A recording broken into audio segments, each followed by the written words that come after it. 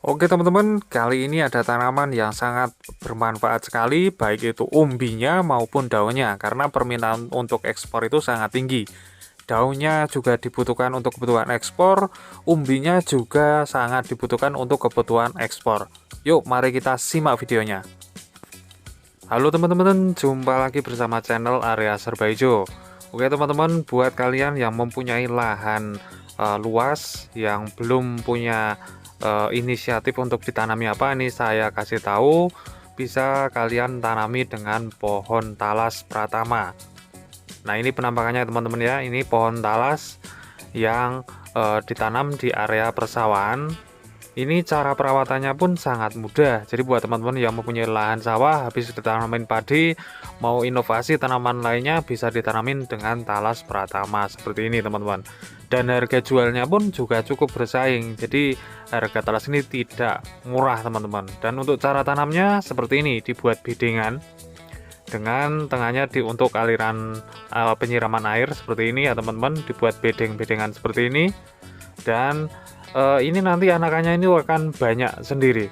Jadi menanam satu pohon itu satu lubang, ditanamin satu pohon talas itu nanti akan beranak pinak jadi banyak seperti ini. Nah ini penampakannya ya teman-teman. Dan untuk umur masa panennya juga tergolong singkat ya, bisa 4 sampai 6 bulan ya, 6 bulanan itu sudah bisa panen. Tapi kalau untuk mencapai ukuran yang ideal, yang jumbo itu bisa mencapai 6 kilo, itu bisa 9 bulanan itu baru dipanen. Dan harga jualnya juga cukup menjanjikan.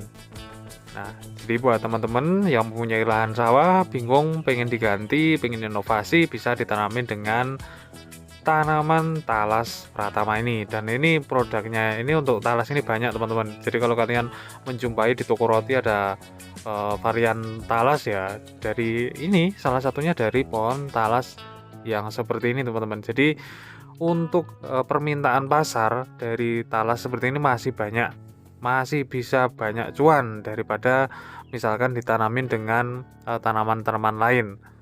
Jadi buat teman-teman, ini salah satu prospek ya. Ini contoh tanaman talasnya. Saya zoom dari dekat. Jadi seperti ini. Untuk masa panen memang berbeda-beda, tergantung dari kondisi lingkungannya juga teman-teman, dari kondisi pemupukannya, dari tanahnya, airnya dan lain sebagainya. Tapi kalau nanti proses perawatannya itu maksimal, pemupukannya juga maksimal, itu nanti hasilnya akan lebih cepat. Dan buah talasnya atau talasnya ini yang dipanen nanti juga ukurannya akan jumbo-jumbo teman-teman. Nah seperti ini ya, ini daun talasnya. Nah, ini belum, masih umur berapa bulan gitu ya, belum siap panen. Ini masih harus menunggu beberapa bulan lagi untuk mencapai berat talas yang ideal, walaupun yang seperti ini juga sudah siap dipanen. Nah ini anakannya teman-teman ya, banyak.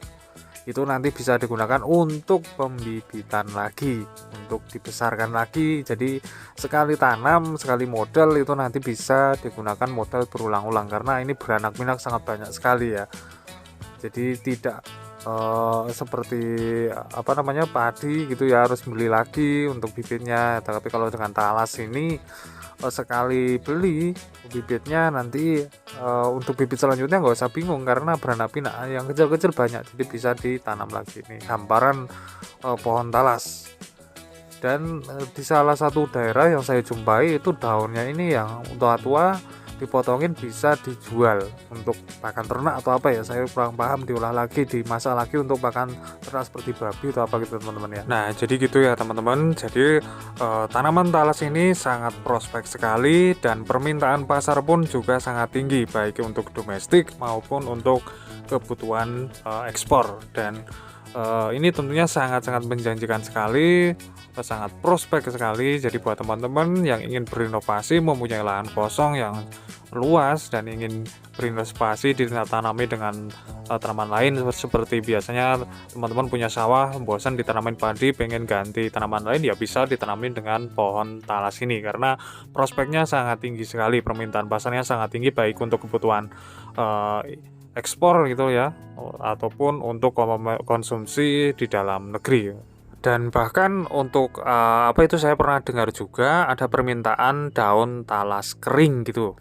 Jadi daun talas itu dipotong kecil-kecil seperti tembakau gitu ya, dikeringkan. Itu permintaan harga jualnya itu sangat tinggi untuk kebutuhan ekspor, untuk ke Australia dan ke negara-negara lain sebagai pengganti tembakau, karena tidak ada nikotinnya mungkin ya teman-teman. Jadi ini katanya sangat diminati untuk daun talas keringnya. Jadi benar-benar prospek dari daunnya, dari talasnya, semuanya bisa bermanfaat gitu teman-teman.